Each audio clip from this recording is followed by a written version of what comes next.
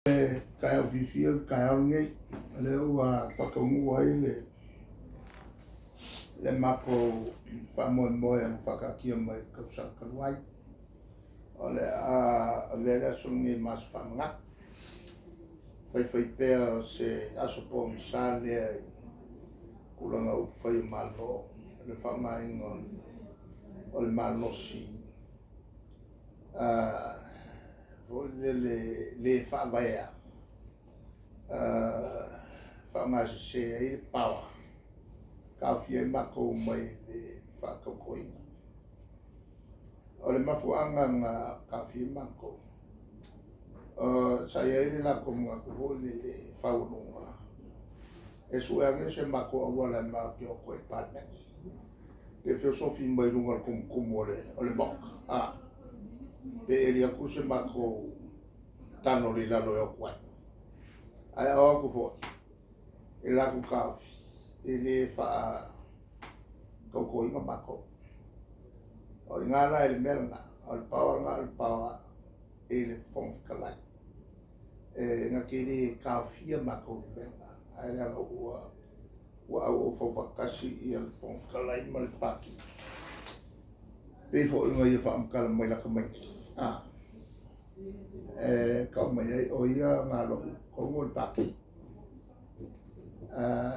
e mai kulanga lale ngā whenka kere a mako o ngā kalia e a ma lalo kuru ngā lea e ua mako whakawaila so ngei whamangaku i o mako a mako whangaulu mga i o le ma member sui o le HRPP o ngei lako whaini whakekainga le anga whapea aroga winga e a ngai a HRPP le mako whamangaku o ngei le upuho le history tends to repeat itself if we do not keep reminding our people in the future about these very, very bad decisions using power wrongly. Yeah. Le tulanga le la solene male tawa. Ole tulanga ile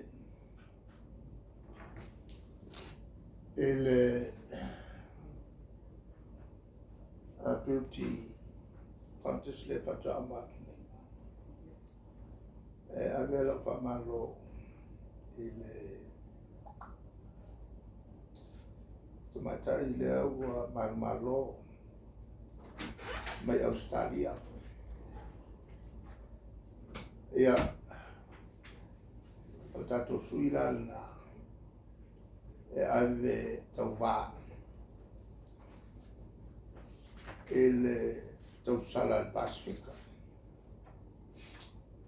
o le tutaua lea e whailoa tua i lalolangi o tamatai il Pasifika oni tamatai Talimia ma lalana tau te lea i le ngata i le tauvanga lea e le ngata e lalili ai toe ata mai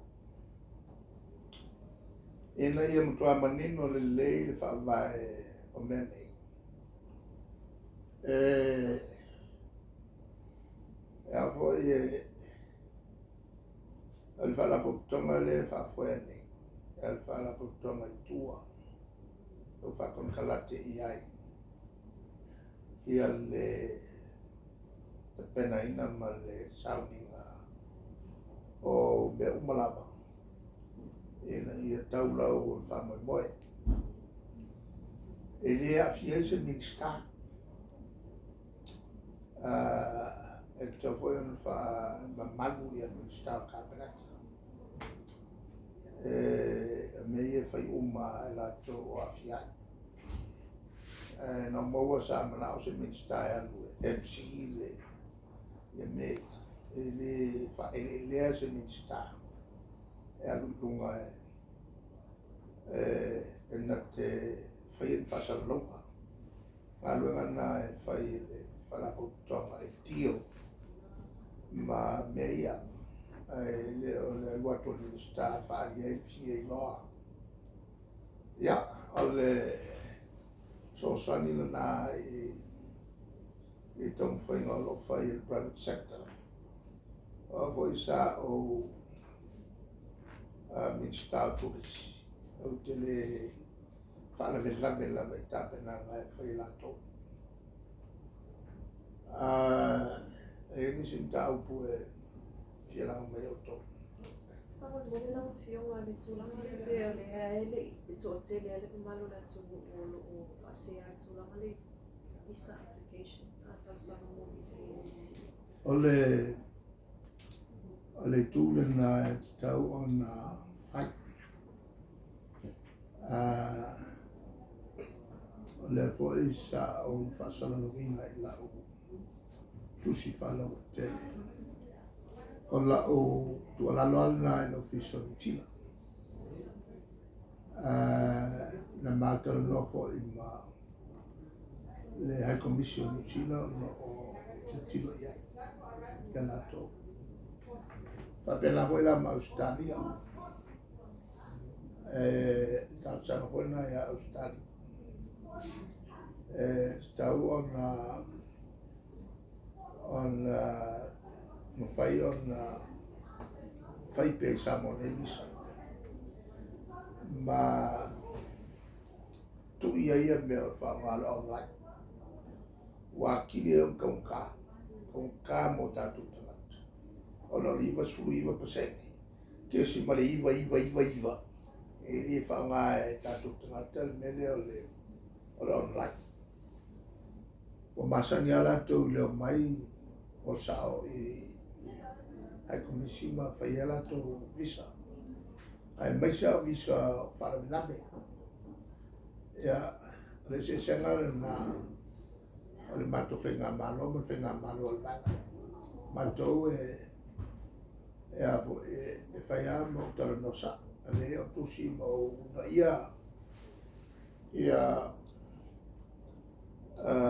tanga ia ofisa o New Zealand Australia sa monei. Pe li fatele Australia e fature la to ofisa fai visa i fiti. Tau ana awan i tuna le fina pea. Au mai la to ofisa fai sa monei. Tu pea le fiti la to wa miliona o tātou na le rusa la wa fai tawa fa. O le tulanga le Australia pe ia ngai foi le to tele atu e malanga ele va Australia mo China. Oi ma Australia fiti.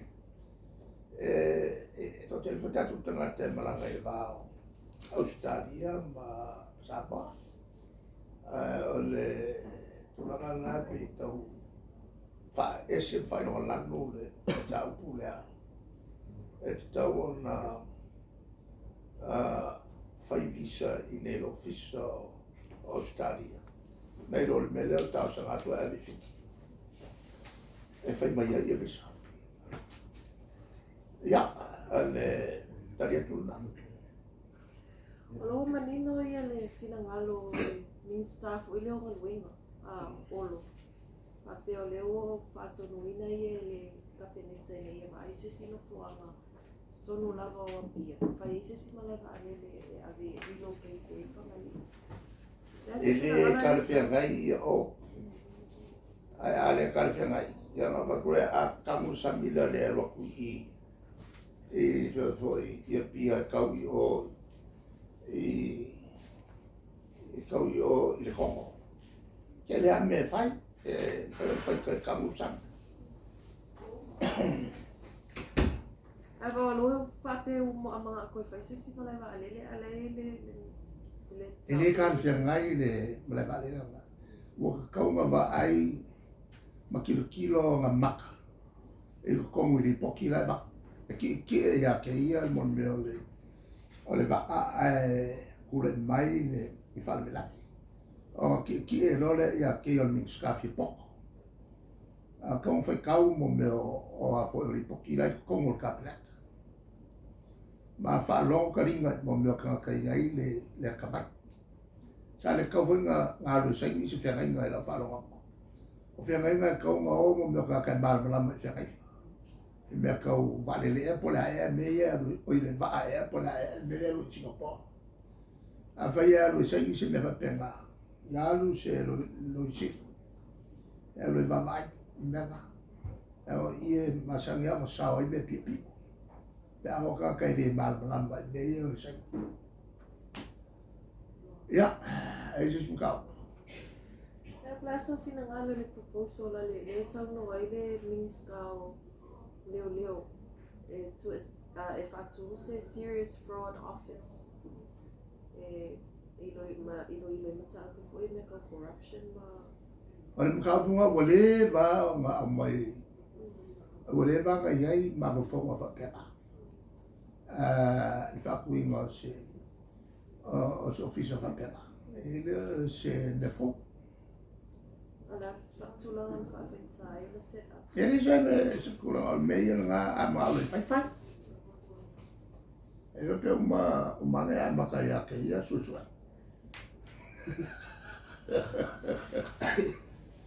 Ja. Eu fui eu fai lo mai le municipal leo a como le calfe mai le commission of inquiry le ma fai ai na fanua lua le na o leo mai ai singa